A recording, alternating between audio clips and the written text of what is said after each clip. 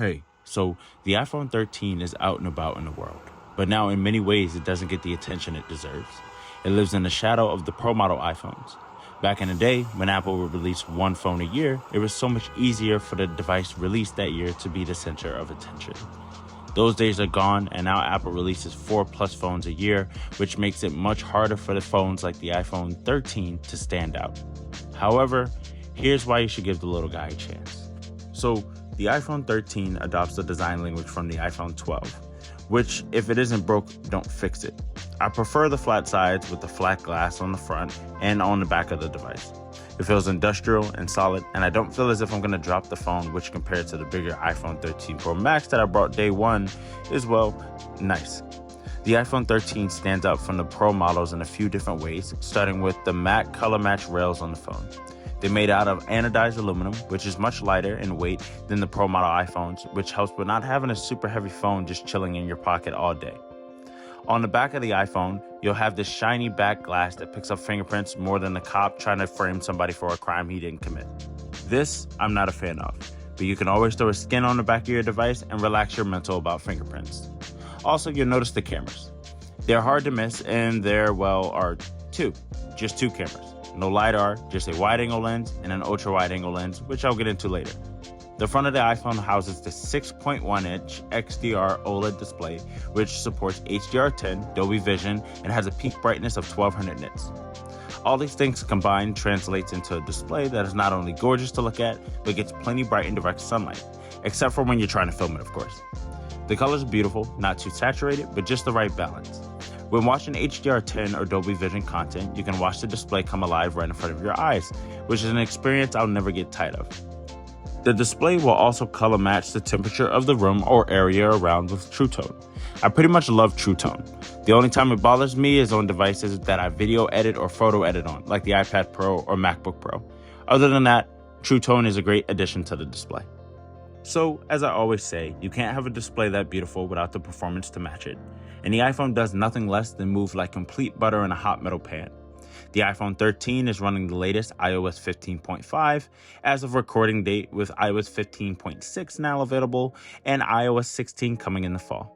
It has Apple's A15 Bionic chip, which is a 5nm chip, and it is available in 3 different storage options: 128 with 4 gigs of RAM, which I have here, 256 gigs with 4 gigs of RAM, and 512 gigs with 4 gigs of RAM. All this means is that Apple has amazing software support, so you'll get software updates for years to come with the iPhone 13, and it won't matter how many apps you have open, what games you play, or how long you switch between Maps, texting, Twitter, Instagram, etc., etc. The iPhone 13 can handle it without breaking a sweat. No complaints when it comes to performance at all, which is a plus to Apple. Now, battery life is solid, but not great. Now, my thoughts are probably a little twisted on this matter, considering the fact that I daily drive an iPhone 13 Pro Max, and that phone can last me a full day and then some. The iPhone 13 has a 3,240 milliamp hour battery, which is non-removable, which, shocker, no phone has a non-removable battery. So I say the battery life is solid because while the phone definitely can make it to the end of my long days with me, I had to think about my usage a little bit.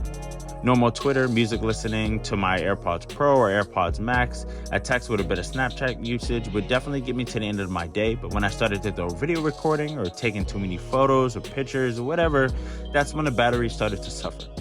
Which isn't the biggest deal if I try to remember to bring my charger with me, because the phone supports fast charging at 23 watts unofficial rating, which is capable of giving you 50% charge in 30 minutes. It also supports MagSafe wireless charging at 15 watts and Qi magnetic fast charging at 7.5 watts. So even if you did leave your charger at home, your nearest Starbucks should have you covered with wireless charging pads somewhere around the coffee shop. Now for what you've been waiting for: cameras. The iPhone 13 has a dual camera setup on the back. One 12-megapixel sensor set at f1.6, which is 26mm wide, and one 12-megapixel sensor set at f2.4, which is 13mm wide. This is the ultra-wide. There's also a dual LED flash up there with the 2 sensors as well. The iPhone 13 takes amazing images without trying. It's so effortless, you can point the phone at anything and walk away happy with the image you took. I filmed this review with myself, a photographer, and my friend who is also a photographer, and with some framing and slight adjustments, we were beyond happy with the phone could pull off.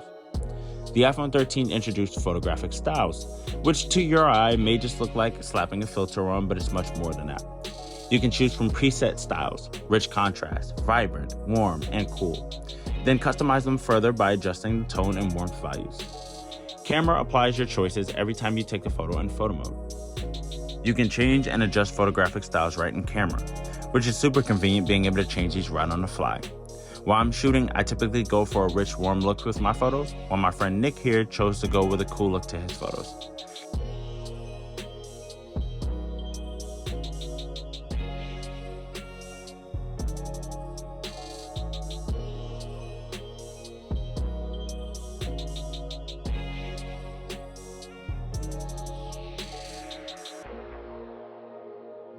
Now, on the video recording side of things, the iPhone has held the title of best smartphone to record with for a while, and that still hasn't changed.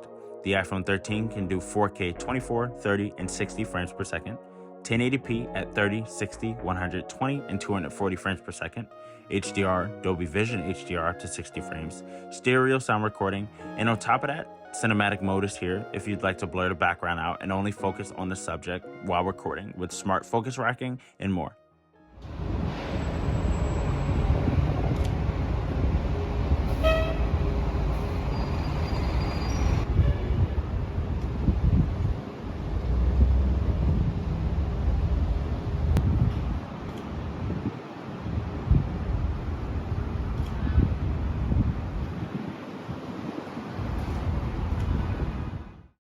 So, in conclusion, I really do think the iPhone 13 is a great package for a phone.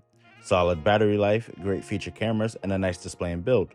If you're looking for a new smartphone, the iPhone 13 should definitely be up there on your list of choices. However, as we do get closer and closer to September, it starts to get harder for me to tell you all to go and buy one because the iPhone 14 is coming out. In my opinion, if your iPhone is still working, hold out and hang in there. And grab the iPhone 14 when it becomes available. But if you need a phone right away, and you aren't worried about having the latest and greatest from Apple, then the iPhone 13 is beyond a great choice and you'll love it. While it does live in the shadow of the Pro model iPhones, sometimes a trip to the shade is just what you need.